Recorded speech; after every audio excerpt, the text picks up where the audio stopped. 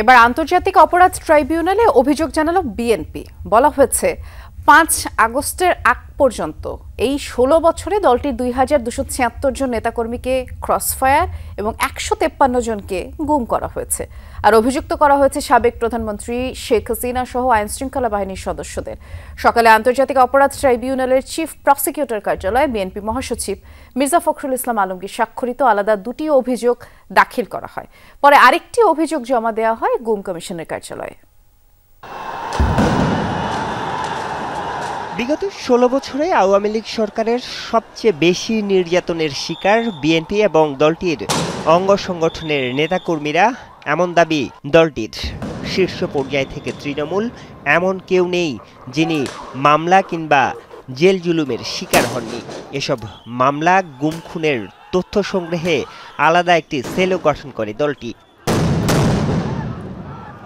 ওই সেলের তথ্য অনুযায়ী ২০০৮ থেকে ২০২৪ সাল পর্যন্ত ৫৮ জেলায় ক্রসফায়ারের নামে হত্যা করা হয়েছে বিএনপির ২,২৭৬ জন নেতাকর্মীকে।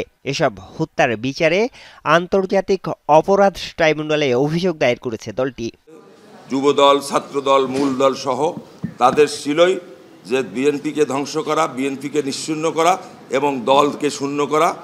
এরই আমরা আজকে ২৭৭৬ জনের ক্রসফায়ারের নামে যে হত্যা করেছে নির্মমভাবে, তার একটা তালিকা অভিযোগ জমা দিলাম। আপনার সেলফ ডিফেন্স হলে প্রথমে পায়ে গুলি করতে হবে, কোমরের নিচে গুলি করতে হবে। সেগুলো কোনো ঘটনাই এমনটি ঘটেনি। সবসময় হেডে গুলি করা হয়েছে, চেস্টে গুলি করা হয়েছে। শুধু মামলা কিংবা হত্যা নয়, আওয়ামী লীগ আমলে গুমের শিকার হন বিএনপি নেতা ইলিয়াস আলী সহ ১৫৩ জন। দলটির পক্ষ থেকে ট্রাইব্যুনালে পৃথক অভিযোগ দায়ের করা হয় এ নিয়েও।